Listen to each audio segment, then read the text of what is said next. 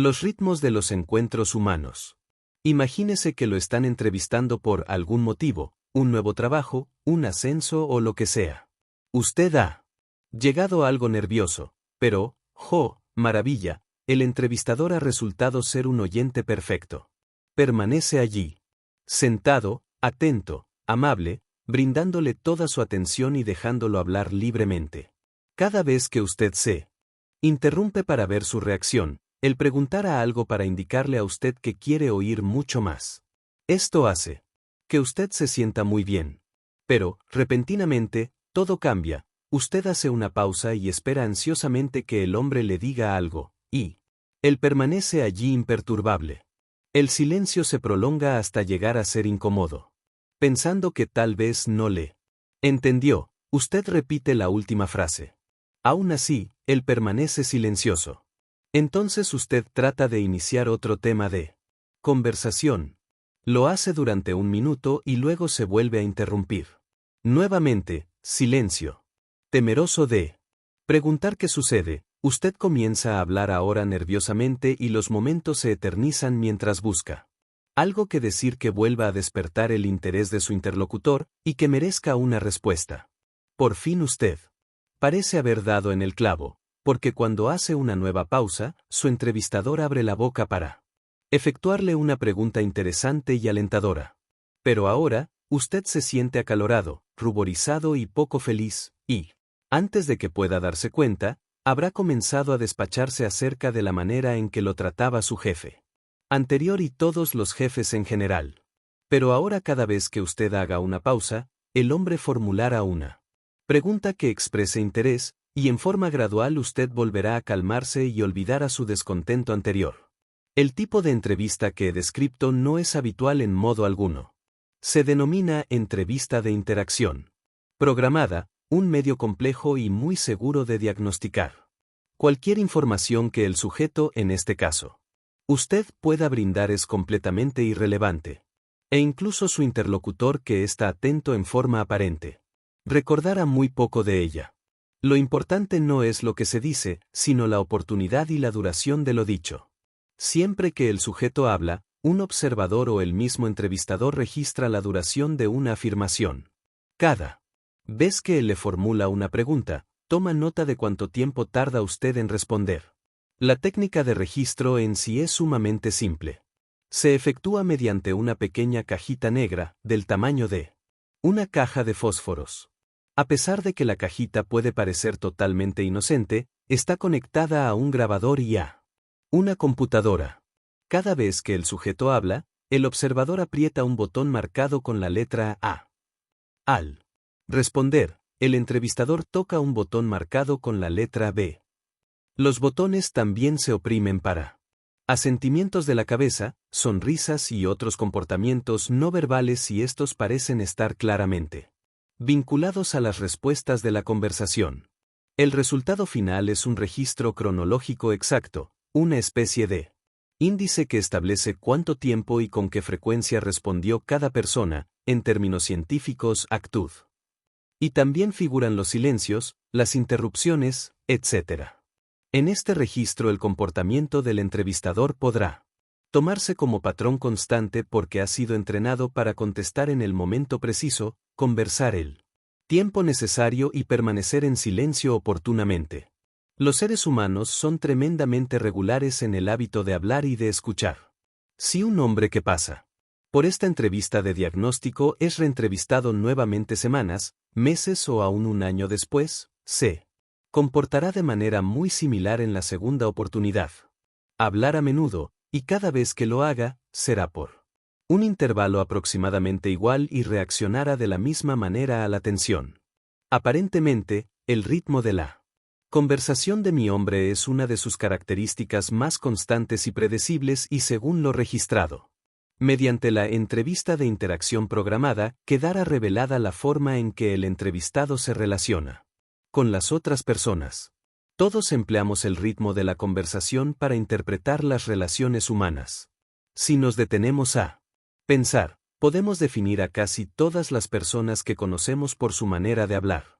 Hay personas que Responden luego de una meditada pausa y hablan lentamente durante lapsos prolongados, como si, en forma deliberada, fueran tomándose tiempo para pensar mientras hablan. Otras tratan de concluir las ideas que alguien ha iniciado y toman luego por una tangente propia para concluir su afirmación en forma tan abrupta como la comenzare. Si imaginamos a dos personas tratando de mantener una conversación mutua, tendremos una idea cabal de la forma en que la acción recíproca de los diferentes ritmos interaccionales puede afectar su relación. Los efectos de esta acción recíproca son a menudo mucho más sutiles y más predecibles de lo que uno podría pensar, y por supuesto ejercen su influencia en un nivel subconsciente. Las palabras son una gran fuente de distracción para la mayoría de nosotros. Estamos demasiado preocupados por lo que dice la otra persona como para fijarnos en la forma en que actúa mientras habla. Sin embargo, si fuera posible negar las palabras, substituir sílabas sin sentido, el significado de los cuándo y de los por cuánto tiempo se notaría en forma clara. Los psicólogos reclutaron a 3 estudiantes, les dieron un tema de discusión y luego los filmaron en videotape mientras conversaban. Luego se trajo a más de 100 jueces. A la mitad de ellos se les mostró el video, a la otra mitad, solo se les exhibió un show de luces, en panel que tenía 3 luces que se prendían y apagaban el sonido. Cada una de las luces representaba a uno de los estudiantes y las 3 reproducían exactamente el encuentro.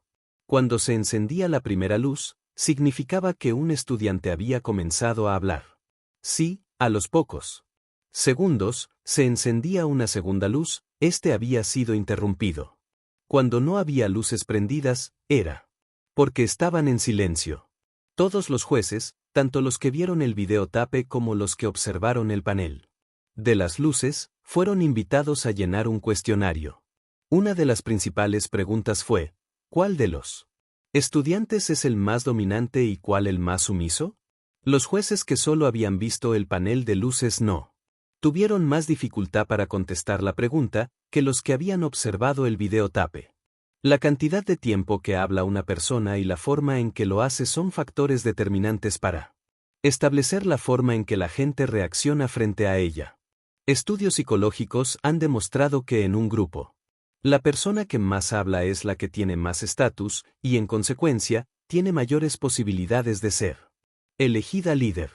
También es cierto que los otros miembros del grupo se reservan sus sentimientos ambivalentes respecto a ella. El que interrumpe a menudo probablemente desea dominar, el que tercia ansiosamente en cuanto se produce una oportunidad es normalmente un individuo emprendedor o, como se dice en la jerga de los ejecutivos, tiene un arranque automático. Estos conocimientos son casi obvios, sin embargo, el ritmo interaccional de una persona nos revelará asimismo muchas otras características más sutiles de su personalidad. El antropólogo Elliot Chapley es el hombre que descubrió los ritmos interaccionales e inventó no solo los métodos para medirlos, sino también una computadora para analizarlos, denominada cronógrafo de la interacción. El Dr. Chapley desarrolló el primitivo modelo del cronógrafo en los últimos años de la década del 30 y lo empleó durante mucho tiempo para seleccionar personal para grandes tiendas y empresas. Desde 1961 ha sido director de un departamento del Hospital de Rockland County que utiliza el cronógrafo para diagnosticar y tratar a adolescentes perturbados y para evaluar a adultos psicópatas. Cuando visité el Hospital de Rockland, para enfermos mentales, que está situado al norte de Manhattan, el Dr. Chapley me explicó parte de la biología básica que respalda su trabajo. El cuerpo humano es una intrincada madeja de ritmos que se producen constantemente a diferentes niveles de tiempo, desde los ciclos menstruales hasta el ritmo respiratorio y cardíaco, que se mide en inspiraciones y latidos por minuto, e incluso los 10 escalofríos por segundo que constituyen la acción de tiritar. La mayoría de los sistemas internos del cuerpo humano están regidos por ritmos cíclicos de un día de duración que llegan a un punto máximo cada 24 horas. Para cada individuo hay un momento del día en que su temperatura es más baja y el latido de su corazón más lento. La glucemia, la actividad glandular, el metabolismo, la división celular, la sensibilidad hacia las drogas y muchas otras cosas varían de acuerdo a ciclos predecibles dentro de las 24 horas. Algunas personas trabajan mejor por la mañana, mientras otras están más avispadas durante la noche porque el sistema de sus cuerpos alcanza su punto máximo de eficiencia a cierta hora. No resulta sorprendente que periodos de actividad o de inactividad sean paralelos a otros ritmos del organismo y de igual manera sigan un ciclo de un día de duración. Los ritmos biológicos existen en cada uno de los escalones de la evolución, desde la ameba hasta el hombre, así como las plantas. Varían entre cada especie y dentro de cada una de ellas, pero para un mismo individuo son muy regulares y característicos. Más aún, si se aísla una sola célula del cuerpo, se podrán detectar en ella los ritmos cíclicos diarios de la persona a que pertenece, lo que constituye una evidencia de que los factores biológicos que diferencian a una persona de otra comienzan a nivel celular. No resulta difícil aceptar el hecho de que la temperatura del cuerpo fluctúa de acuerdo a estos ritmos cíclicos. Pero uno se resiste a la idea de que los patrones de interacción sean igualmente predecibles. Nos gusta pensar que hablamos porque tenemos algo que decir y que callamos al concluir nuestra idea. Sin embargo, las experiencias llevadas a cabo por Chapley durante largos años, analizando a miles de casadas, al cabo de ese tiempo la mujer comenzó a quejarse de que no podía extraer de su marido una contestación, tardaba tanto en responder, que ella se ponía furiosa mientras esperaba. Él afirmó que nunca había sido muy conversador y que ella lo sabía cuando se casaron. Este es un caso en que la tensión era acumulativa, y a medida que crecía, hacia que ambos individuos se tornaran más inflexibles e incapaces de adaptarse, hasta que los ritmos desavenidos que no tuvieron importancia en un principio comenzaron a pesar en el descontento mutuo. También es cierto que los individuos no mantienen relaciones aisladas con otras personas aisladas, sino que viven en medio de todo un sistema de relaciones humanas de tal manera que el desequilibrio rítmico en un punto puede compensarse con el equilibrio rítmico en otro. De esta manera, el hombre que tiene una mujer charlatana podrá tener una buena relación si él es taciturno o si tiene suficiente cantidad de amigos que le permitan expresar sus sentimientos. Si pierde a algunos de esos amigos, puede comenzar a encontrar su matrimonio inaguantable. Originariamente, los patrones de interacción del Dr. Chapley fueron registrados en situaciones naturales. C. Observo conversaciones entre parejas casadas, entre amigos o desconocidos. Sin embargo, aunque por lo general es posible determinar el ritmo interaccional en una situación precisa, mediante trabajosos análisis estadísticos, es difícil lograrlo puesto que continuamente una persona trata de adaptarse a la otra. Cuando Chapley trató de utilizar entrevistadores, e incluso psiquiatras experimentados que efectuaban las mismas preguntas, el ritmo individual era notablemente diferente en cada caso. De este modo, Chapley comenzó a entrenar entrevistadores que programaran sus propios comportamientos eliminando así el factor personal. Descubrió que los entrevistadores a los que se les enseñó no solo lo que debían decir, sino cuánto debían tardar en decirlo, cuánto tiempo esperar antes de contestar y cómo controlar sus expresiones faciales, lograban registros consistentes y acertados. De esta manera, se desarrolló la entrevista de diagnóstico estándar. Mediante ella se registra antes que nada el compás básico de cada individuo. Luego se lo somete en forma precisa a exactas medidas de tensión para determinar sus patrones de reacción característicos.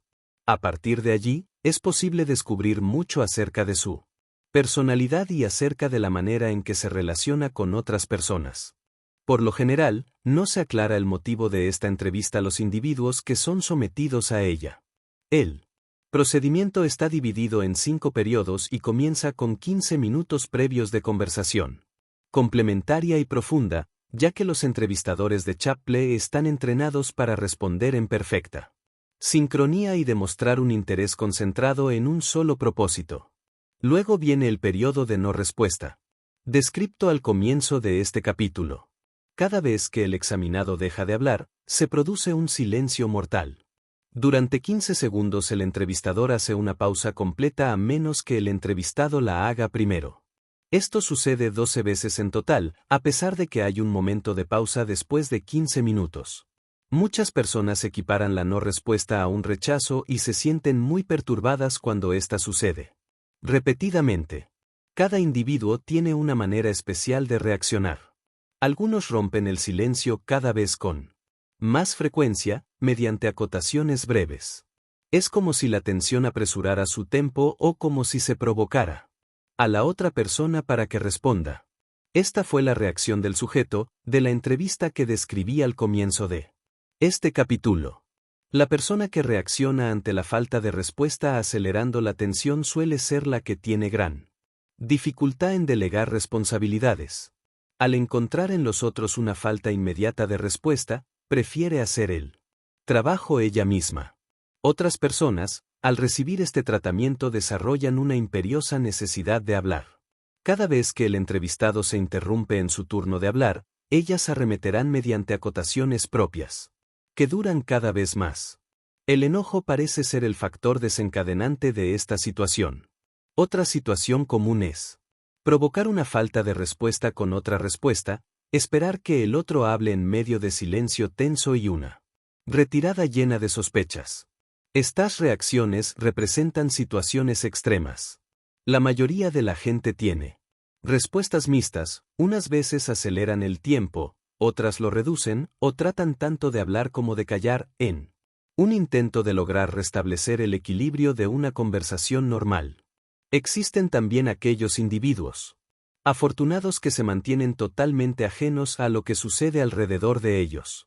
Una vez terminado el periodo de no respuesta, el entrevistador vuelve a la complementación, a ese patrón maravilloso y sincronizado del primer periodo. El propósito no es tanto darle un respiro al individuo, sino lograr un índice del grado de tensión, puesto que la tensión se nota al comparar el ritmo de este periodo con el ritmo del periodo número 1. Algunas personas vuelven al mismo patrón casi inmediatamente, en apariencia, poco perturbadas por la tensión, pero son mucho más comunes las que muestran signos evidentes de tensión. Una vez terminado el periodo de complementación de 5 minutos, el entrevistador introduce un nuevo patrón. El sujeto comienza a hablar y luego de 3 segundos es interrumpido en forma precisa. Si ignora la interrupción y continúa hablando, el entrevistador habla durante 5 segundos más y luego se detiene. Cuando el sujeto termina lo que está diciendo, le hace otra pregunta cortés, espera 3 segundos y lo vuelve a interrumpir. Por otra parte, si el sujeto se calla al ser interrumpido la primera vez, el entrevistador habla durante 5 segundos, y le da una oportunidad para reanudar la conversación y luego vuelve a interrumpirlo. El periodo termina después de 12 interrupciones o es suspendido después de 15 minutos. La interrupción, por supuesto, es un intento de dominar, es clara evidencia de agresividad. La gente reacciona de diversas maneras ante el intento de dominación. Muy pocas personas son persistentes y hablan durante más tiempo y más fuerte. Cada vez que se las interrumpe. Más usual es la reacción escalonada, el sujeto que es interrumpido duda y luego se encierra en sí mismo. Cada vez se interrumpe un poco, antes, de manera que el tiempo es más rápido. Este tipo de competición, donde una persona interrumpe a la otra antes de que ésta pueda terminar lo que quiere decir, es típico de las rencillas. Otra reacción común es la de sumisión. Si puede, el individuo se interrumpe y huye. Si no puede, se pone muy dubitativo y efectúa largas pausas, mientras inventa algo para decir. El Dr. Chapley ha descubierto que regular el tiempo de una interrupción es particularmente importante. Es mucho más perturbador ser interrumpido cuando uno recién ha comenzado a hablar. Una vez que se está bien encaminado en la conversación, uno puede evadir con mayor facilidad las interrupciones de la otra persona.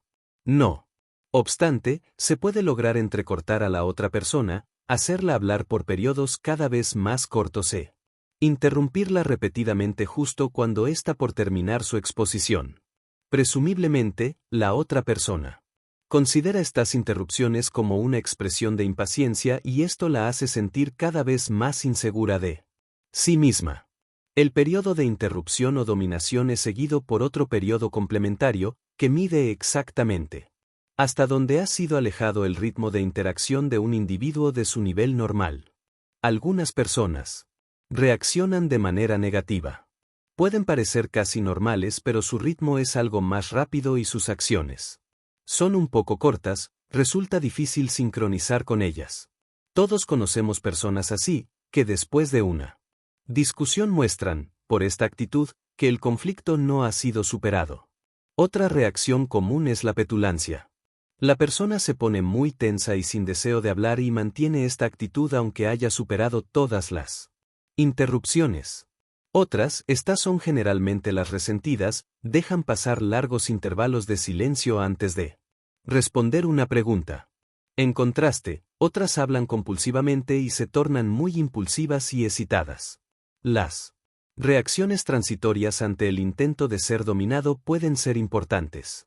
Si un hombre discute con su esposa y enseguida se encuentra con un amigo, su comportamiento puede ser tan distinto al habitual que el amigo a su vez puede ponerse molesto o enfadarse. Los entrevistadores y observadores de Chaplin son entrenados cuidadosamente.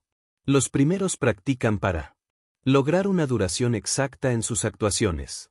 Se los ayuda mediante una pantalla colgada de una pared que está fuera de la vista del entrevistado, manejada mediante una caja lógica que está ubicada en la habitación contigua.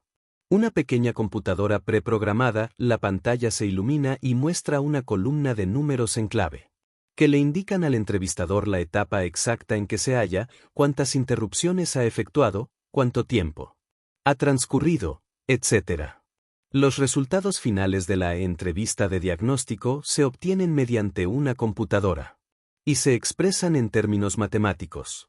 Ha sido comprobado que el cronógrafo de Chaplin puede predecir patrones de interacción, no a través de sus propios estudios, sino por otros realizados por investigadores británicos y por José Matarazzo, de la Universidad de Oregón. Las conclusiones acerca de la personalidad que se extraen de estos patrones se utilizan constantemente. Además, los años de experimentos que Chaplin lleva como consultor de empresarios proporcionan una cierta evidencia práctica. Su trabajo, realizado entre personal de grandes tiendas, es bastante acertado, puesto que la habilidad para vender se puede probar en dólares y centavos. En sucesivas oportunidades los aspirantes fueron seleccionados en entrevistas secretas. Después de ellas se hicieron las predicciones de su capacidad como vendedores, es decir que las empresas los tomaron sin conocer esas predicciones.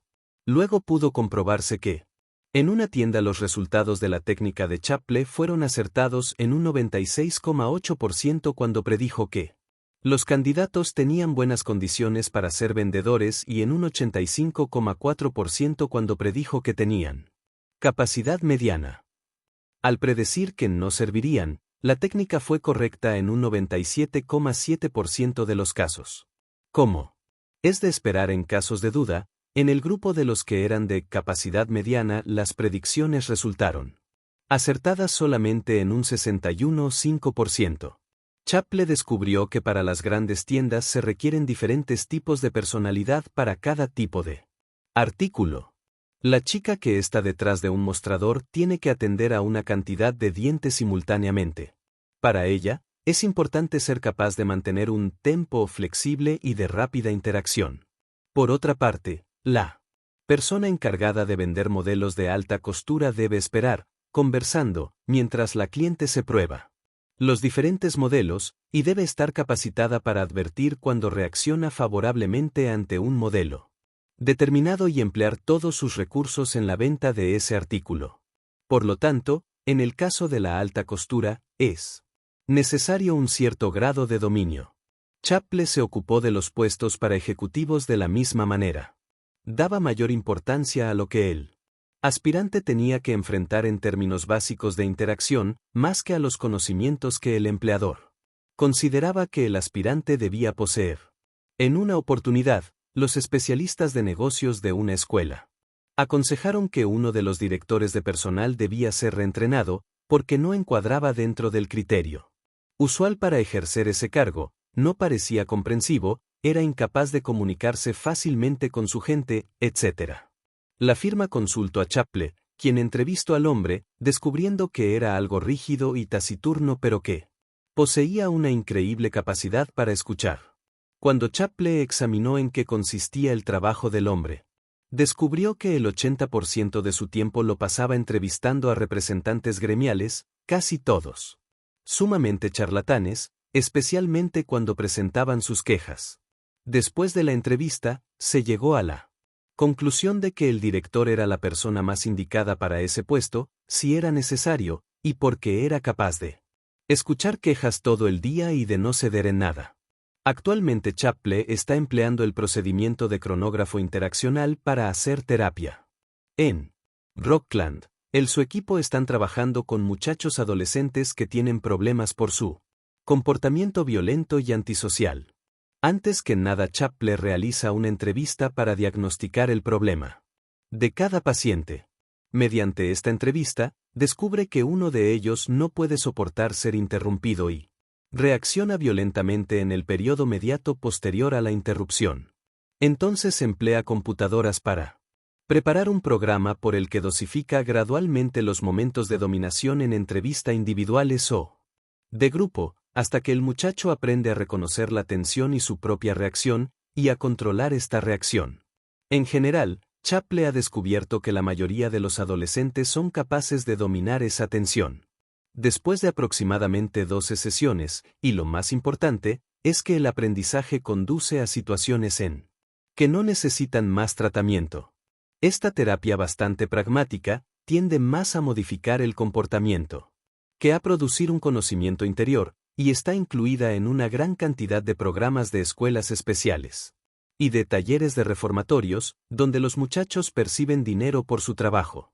También se emplea en lugares de recuperación intermedia que tratan de asegurar que una vez que los individuos son devueltos a la comunidad, no volverán a padecer los mismos problemas que los llevaron inicialmente a Rockland. Estas tentativas también se efectúan en la comunidad misma, en los hogares, en la escuela y en los distintos barrios. En un proyecto especial en Bronx, los entrevistadores de Chaple, provistos de grabadores portátiles, siguen a los adolescentes mientras estos desarrollan sus actividades normales y toman notas de su interacción. A través de las entrevistas de diagnóstico, Chaple ya conoce cuál es la clase de tensión que perturba a los muchachos. También quiere registrar esa tensión en el momento en que se produce, ver cuándo, por qué y con qué frecuencia tiene lugar, y de qué modo los afecta para considerar el cúmulo de relaciones que compone el total de la red de intercomunicación. Luego trata de relacionar estos descubrimientos con las entrevistas de diagnóstico originales. No es fácil relacionar el trabajo realizado por Chaple con el que efectúan otros especialistas en comunicación. Por una parte, su investigación parece ocupar un lugar intermedio entre la comunicación verbal y la no verbal. Por otra, él no enfoca su trabajo en un código sino en el individuo y en la forma en que juegan las diferencias individuales básicas, los ritmos biológicos de cada individuo en frente a frente.